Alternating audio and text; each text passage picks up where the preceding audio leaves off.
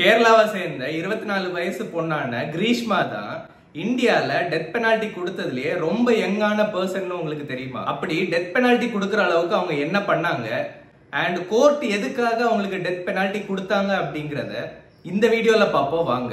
Sharon Raj and Greeshma இவங்க ரெண்டு பேரும் சில வருஷமா ரிலேஷன்ஷிப்ல இருக்காங்க. ஆனா கிரீஷ்மாவோட வீட்ல அவங்களுக்கு ஒரு மிலிட்டரி பர்சன் கூட மேரேஜ் பிக்ஸ் பண்ணி என்கேஜ்மெண்ட்டும் பண்ணி வச்சுட்டாங்க. ஆனா ஷாரன் ராஜுக்கு கிரீஷ்மாவை பிரேக்கப் பண்ணிட்டு விட்டுட்டு போக மனசு இல்லைங்க.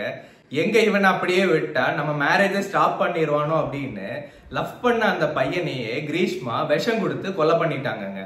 அண்ட் 2 இயர்ஸ்க்கு அப்புறம் இப்போ கோர்ட்ல கேஸ் எல்லாம் முடிஞ்சு கிரீஷ்மாவுக்கு நெய்யாத்தங்கர அடிஷனல் செஷன்ஸ் கோர்ட் வந்து டெத் பெனால்டி கொடுத்துருக்காங்க. அண்ட் இந்தியால அவ்வளோ ஈஸியா யாருக்கும் டெத் பெனால்டி கொடுத்துட மாட்டாங்க. 1980ல Bachan Singh versus state of பஞ்சாப்ங்கிற ஒரு கேஸ்ல honourable supreme court rarest of rare case அப்படிங்கிற ஒரு டாக்டரினை கொண்டு வந்தாங்க. அதாவது ரொம்ப எக்ஸப்ஷனலான கேஸ்ல மட்டும்தான் டெத் பெனால்டி கொடுக்கணும்னு சொல்றாங்க.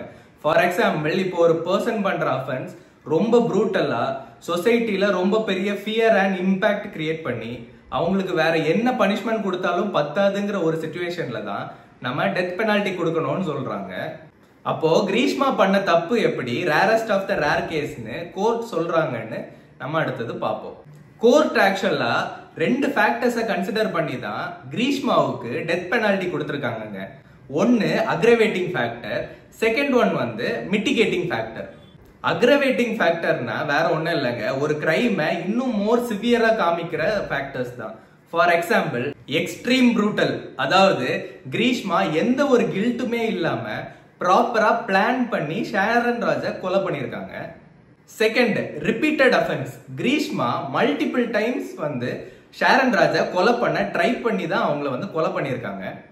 தேர்ட், ப்ரீ மெடிடேஷன், அதாவது கிரீஷ்மா தன்னை யாரும் கண்டுபிடிச்சிடக்கூடாதுங்கிறதுக்காக ப்ராப்பரா ரிசர்ச் பண்ணி பாரக்வாட் அப்படிங்கிற ஒரு பெஸ்டிசைடை கொடுத்து தான் ஷாரன் ராஜை கொலை பண்ணியிருக்காங்க. அடுத்தது ப்ரொலாங்டு சஃபரிங், அதாவது கிரீஷ்மா ஷாரன் ராஜுக்கு பாய்சன் மட்டும் கொடுக்கலங்க, கொடுத்ததுக்கு அப்புறம் அவர் ஹாஸ்பிட்டல் போவிடாம தடுத்து நிறுத்தி இருக்காங்க. அதனாலேயே எல்லா ஆர்கனும் ஃபெயிலியர் ஆகி ஷாரன் ராஜ் ரொம்ப சஃபர் ஆகி தான் இறந்து போயிருக்காங்க. நெக்ஸ்ட், பிரீச் ஆஃப் ட்ரஸ்ட், அதாவது லவ் பண்ண பர்சனையே நம்ப வச்சு விஷம் குடிக்க வச்சு கொலை பண்ணதுனால இத ரொம்ப சீரியஸான ஒரு அஃபென்ஸாவே கன்சிடர் பண்றாங்க. அண்ட் ஃபைனலா சோஷியல் இம்பாக்ட், இந்த கேஸ்னால சொசைட்டில ரொம்ப பெரிய ஃபியர் கிரியேட் ஆயிருக்குது அண்ட் ரிலேஷன்ஷிப்க்கு நடுவுல ஒரு டிஸ்ட்ரஸ்ட் வந்து கிரியேட் ஆயிருக்குதுன்னு கோர்ட் வந்து ஐடென்டிஃபை பண்ணியிருக்காங்க. அடுத்தது மிட்டிகேட்டிங் ஃபேக்டர்ஸ், அதாவது ஒரு அஃபென்ஸோட சிவியர்னஸ் ரெடியூஸ் பண்ற factors. For example, no mental disturbance, அதாவது அவங்க கிளியரான ஒரு மைண்ட் செட்ல தான் இந்த தப்பு அவங்க பண்ணியிருக்காங்க. செகண்ட், நாட் அ மைனர், அதாவது கிரீஷ்மாவுக்கு 24 வயசு ஆச்சுங்க. சோ ஏஜ் ஒரு ஃபேக்டரா சொல்லி அவங்களோட பனிஷ்மெண்ட்டை ரெடியூஸ் பண்ண முடியாதுன்னு கோர்ட் சொல்றாங்க. ஃபைனலா, நோ சான்சஸ் ஆஃப் ரிஃபார்ம், அதாவது ஜட்ஜஸ் என்ன சொல்றாங்கன்னா கிரீஷ்மாவோட தாட்ஸ் டெவிலிஷ் தாட்ஸா இருக்கு, அவங்க திருந்துறதுக்கு வாய்ப்பே இல்லை, அதனால அவங்கள வந்து பனிஷ்மெண்ட்டை கம்மி பண்ண முடியாது. ஃபைனலா இந்த ஃபேக்டர்ஸ் எல்லாத்தையும் கன்சிடர் பண்ணி தான் இந்த கேஸ் ஒரு rarest of the rare case, அதனால நாங்க டெத் பெனால்டி கொடுத்துருக்கோம் அப்படின்னு நெய்யாத்தங்கர அடிஷனல் செஷன்ஸ் கோர்ட் சொல்லியிருக்காங்க. அண்ட் இந்த கேஸ் சொசைட்டில ரொம்ப பெரிய ஒரு டிபேட்டை கிரியேட் பண்ணிருக்குதுங்க. என்னன்னா, கோர்ட் கொடுத்த ஜட்மெண்ட் கரெக்டா தப்பா அப்படின்னு.